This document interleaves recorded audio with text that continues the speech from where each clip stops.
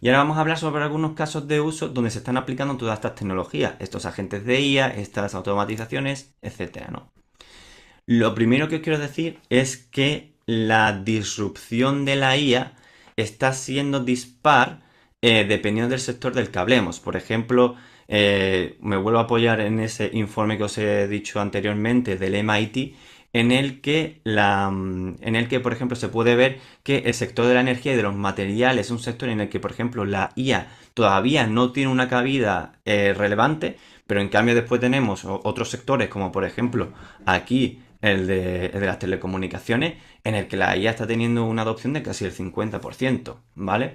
Algunos casos de uso por sectores que pueden ser interesantes de analizar es, por ejemplo, como en los medios y las telecomunicaciones, pues obviamente uno de los usos que más se están dando en la IA y que más se están apostando, por el que más están apostando las empresas es la creación de contenido con IA, tanto para anuncios, gestión de campañas publicitarias, anuncios en redes sociales, etcétera. También podemos ver que, por ejemplo, en la industria farmacéutica se está usando pilotos para la documentación, la transcripción o para los modelos clínicos, ¿vale? Y bueno, y ya pues os he dejado como una lista para que podáis ver vosotros los diferentes casos de uso que se están aplicando dependiendo del sector, ¿vale? Pero yo os voy a explicar dos casos de uso reales que ya están, bueno, que se están aplicando a día de hoy, ¿vale? En dos empresas, ¿vale? Que sería Klarna, que firmó un partnership con OpenAI. Klarna es una aplicación que yo no sé si, bueno, no sé si la conoceréis, es una empresa sueca y de lo que se encarga es de, por ejemplo, como yo como usuario, cuando yo compro bueno, compro en un establecimiento, si yo, por ejemplo, prefiero pagar a plazos, Klarna, digamos que actúa como de intermediario entre yo y el negocio, de manera que Klarna responda a ese negocio con el precio, ¿no? Y yo a Klarna le voy pagando a plazos. Entonces, bueno, esta empresa sueca aplicó un agente de IA conversacional para la parte de soporte al cliente. Como podéis ver aquí, fueron prácticamente de los pioneros en aplicar este tipo de tecnologías a sus procesos empresariales. Ya podemos ver que es de febrero de 2024. Y por ejemplo, aquí yo os he puesto algunas métricas que ellos consiguieron conseguir con la aplicación de esta tecnología.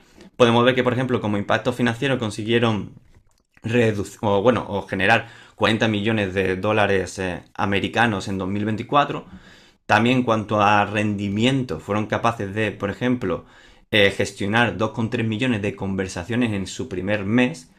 Y, por ejemplo, en recursos humanos, pudieron reducir la plantilla externa de 3.000 a 900 agentes. Esto es lo que os he dicho anteriormente de que el ROI que experimentan las empresas no siempre es simplemente, pues, oye, hemos vendido 5 más, 5 productos más. No, muchas veces es simplemente que tu carga de trabajo se reduce y por tanto ya no tienes que depender tanto de otras empresas externas, como por ejemplo sería el caso de Klarna, que probablemente tendría una dependencia de alguna empresa externa que le gestionaba el soporte al cliente, ¿vale? Como otro caso de uso real, os voy a contar este de Wayfair, que es Wayfair al final es como un IKEA, pero en Estados Unidos, ¿vale?